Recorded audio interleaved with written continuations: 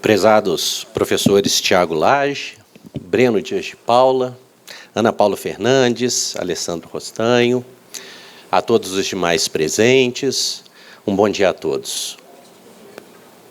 Antes de mais nada, não poderia deixar de agradecer o convite que me foi feito pela ABRADET, pelo professor e amigo Walter Lobato, para participar, então, desse 23º Congresso Internacional de Direito Tributário, que tem como tema tributação e o desenvolvimento, e homenageia os 30 anos de criação do Superior Tribunal de Justiça.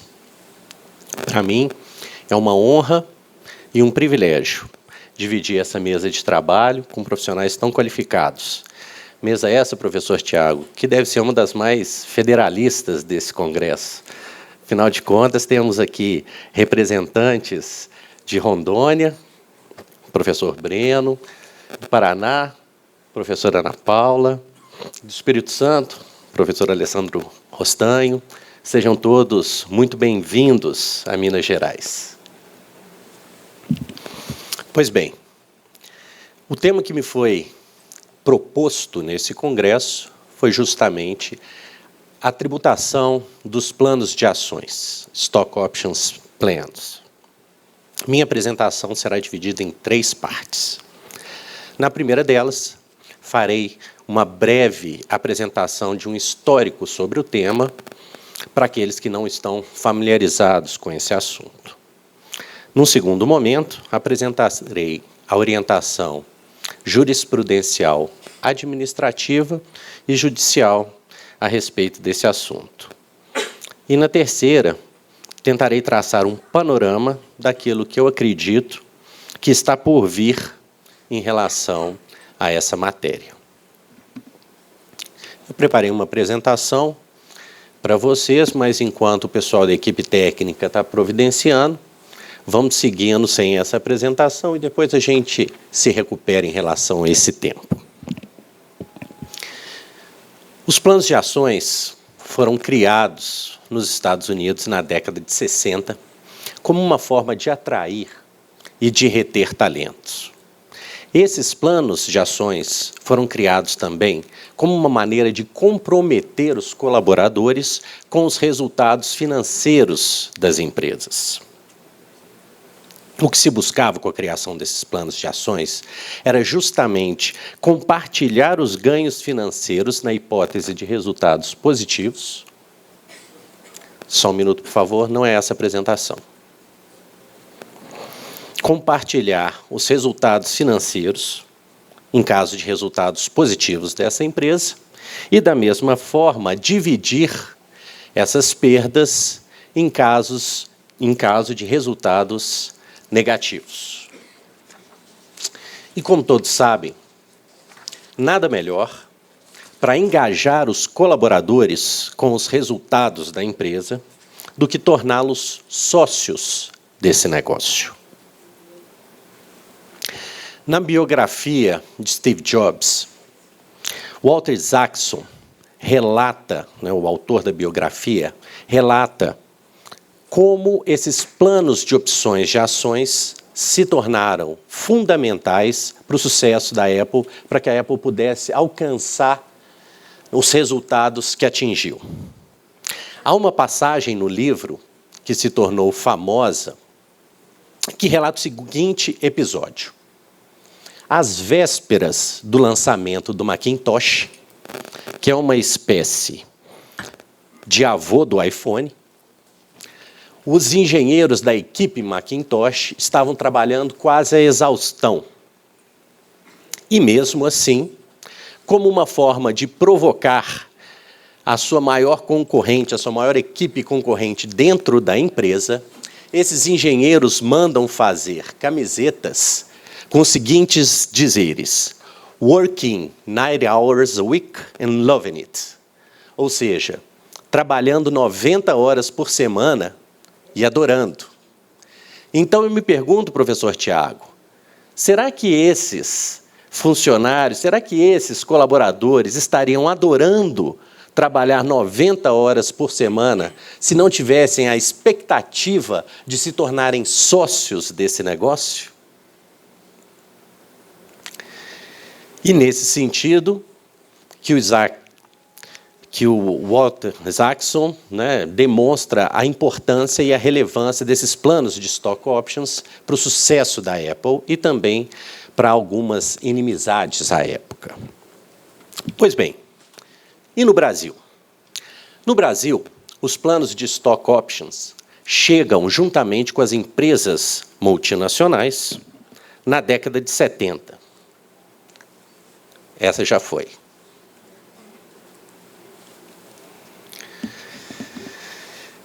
Eles aparecem em nosso ordenamento jurídico pela primeira vez em 1976, através do artigo 168, parágrafo 3º, da Lei de Sociedades Anônimas. Esse artigo, que encontra-se vigente até hoje, apresenta 2 requisitos que permitem aos estatutos das sociedades anônimas outorgarem opções de ações aos seus colaboradores. O primeiro deles, a aprovação pela sua Assembleia Geral. O segundo deles, a obediência aos limites do capital social previamente aprovados para esse fim. E essa ferramenta de engajamento de colaboradores deu tão certo que, em 2015, 1/3 das empresas listadas na Bolsa de São Paulo possuía algum tipo de programa de participação e de opção de compra de ações. Mas existem diversas modalidades, diversas espécies de planos de ações. Cada uma dessas espécies adequada às características de cada uma das empresas. Mas, considerando a limitação de tempo que nós temos, eu vou apresentar apenas o mais comum deles, que é o plano de opção de compra de ações. Nesse plano, o colaborador faz a sua adesão ao plano de opção de compra de ações no momento inicial, quando são fixados, então, o preço e a quantidade de ações que cada um desses colaboradores vai poder adquirir após um período de carência, também determinado vesting, que normalmente varia entre 2 a 3 anos. Após esse período de carência, então esses colaboradores poderão realizar essas opções através da compra dessas ações pelo preço previamente definido. Pois bem, no gráfico projetado nós temos 3 situações distintas. Na primeira delas, em verde, o preço das ações supera o valor previamente definido após esse período de carência. Na segunda dessas situações, em azul, o preço das ações se mantém constante durante todo o período de carência. E na terceira situação, em vermelho, ocorre uma desvalorização dessas ações após esse período de carência. Por óbvio, os colaboradores vão se esforçar para atingir essa situação número 1, pois, afinal de contas, nas outras 2 hipóteses, ele pode simplesmente recorrer à Bolsa de Valores para a aquisição dessas ações. E onde está a nossa situação problema, professor Onofre? Está justamente nessa situação 1, quando há um ganho financeiro em razão do exercício dessa opção ou da compra dessas ações. E explico. A Receita Federal tem entendido que, havendo esse ganho na compra dessas ações, calculado entre o preço pré-fixado dessas ações e o preço de mercado à época do exercício dessa opção, caracteriza uma remuneração, uma retribuição pelo trabalho desenvolvido por esse empregado durante esse período de carência. E, dessa forma, esse ganho estaria sujeito, então, a tributação pelo imposto de renda da pessoa física, em razão do rendimento do trabalho, e das contribuições previdenciárias incidentes sobre a folha de salários. Já as empresas, o professor Paulo sabe muito bem, entendem de forma diversa. Entendem que, nesse caso, haveria uma relação estritamente comercial, mercantil. Seria esse ganho uma recompensa pelo risco assumido por esse colaborador durante esse período de vesting. Somente haveria a tributação pelo imposto de renda, nesse caso, quando houvesse ganho de capital, ou seja, quando esse colaborador, num segundo momento, efetuasse a venda dessas ações com lucro. Como lidar com essa situação problema? Para a Justiça do Trabalho, esse assunto não é novo. A jurisprudência trabalhista sempre entendeu que nem todos os ganhos auferidos em razão de um contrato de trabalho possuem natureza salarial. Existem ali, como o professor Breno falou muito bem, parcelas indenizatórias, prêmios, abonos, que não podem ser caracterizados como uma retribuição pelo labor, pelo serviço prestado. Nesse contexto, também se incluem ganhos eventuais, professor Alessandro, auferidos em razão da adesão aos planos de opção de compra de ações. O fato de os mesmos serem ofertados apenas a um pequeno grupo de colaboradores / investidores não lhes retira a natureza mercantil. Afinal de contas, esses colaboradores efetivamente pagam por essas ações.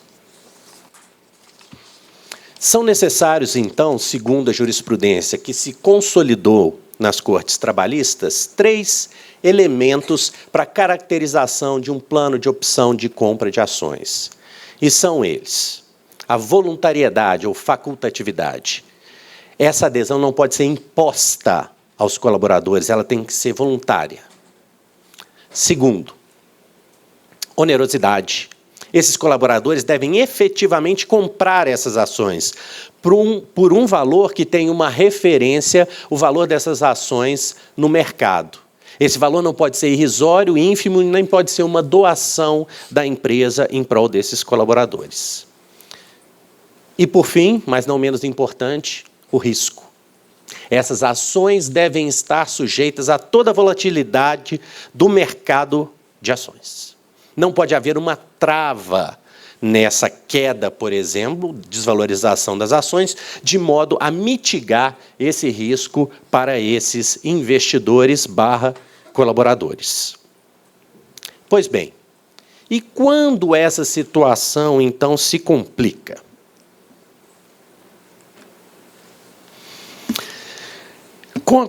Com a necessidade de convergência internacional das normas contábeis, surge, então, o Comitê de Pronunciamentos Contábeis, formado pelas principais entidades do setor, que publica, em 2010, o seu pronunciamento técnico número 10, e prevê, no seu item 12, a forma de contabilização dessas opções de compra de ações, que seria agora através do seu preço justo e ficaria registrado em seu balanço.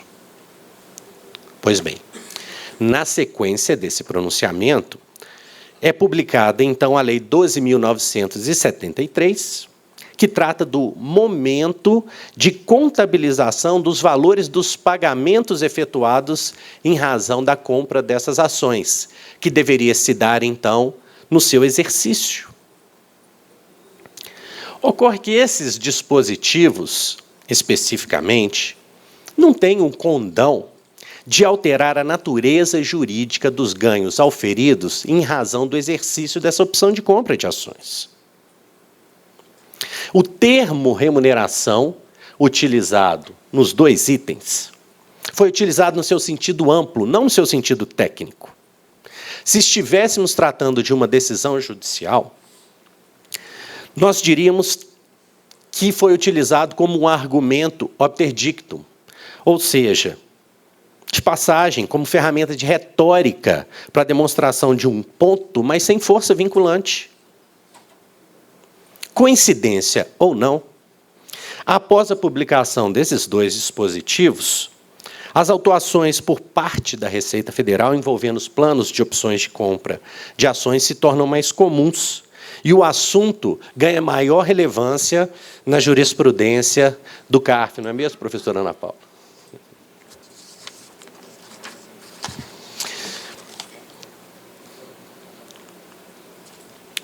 De acordo com um levantamento feito pela própria Procuradoria-Geral da Fazenda Nacional, publicado pelo jornal Valor Econômico em junho de 2016, até aquela data, existiam 20 casos de planos de ações de empresas que foram julgados pelo CARF, de diversas empresas, ALL, Cosan, Anhanguera, Gafisa, enfim, sendo que somente 4 decisões haviam sido proferidas em favor dos contribuintes, ou seja, reconhecendo a natureza mercantil dessa relação.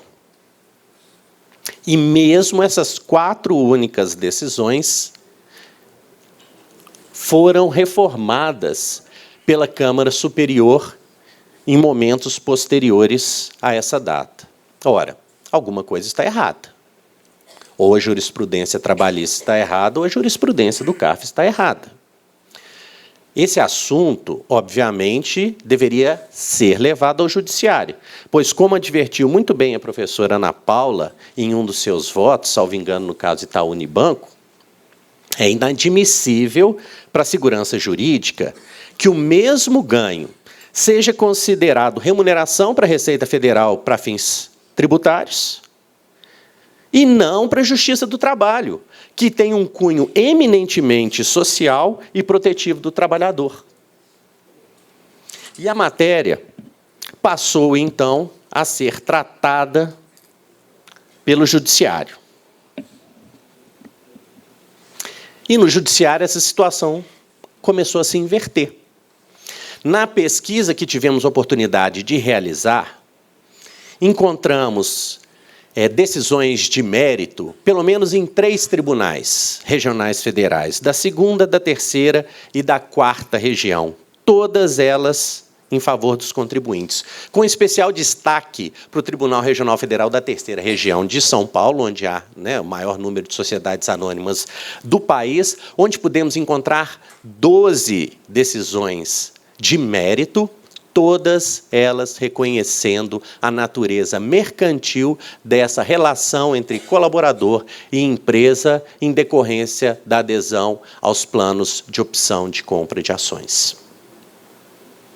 A maior parte dessas decisões cita justamente os dispositivos que o professor Breno citou. Artigo 195, inciso 1º, artigo 22, inciso 1º, artigo 28, inciso 1º, da Lei 812 da Constituição, justamente para delimitar, professor Breno, o campo de incidência das contribuições previdenciárias. Assim, somente aquelas quantias destinadas a retribuir efetivamente o trabalho seriam passíveis de tributação pelas contribuições previdenciárias. Nós não podemos desvirtuar a natureza jurídica dos planos de stock options sob pena de afronta justamente ao artigo 110 do CTN e ao próprio princípio da legalidade. Interessante destacar ainda que a decisão proferida pelo Tribunal Regional Federal da 4ª região destoa um pouco dessa linha. Segundo esse tribunal, os valores auferidos pelos colaboradores em razão do exercício dessas opções de compra de ações teriam não uma natureza mercantil, mas uma natureza de ganho eventual, de um prêmio ou de um bônus.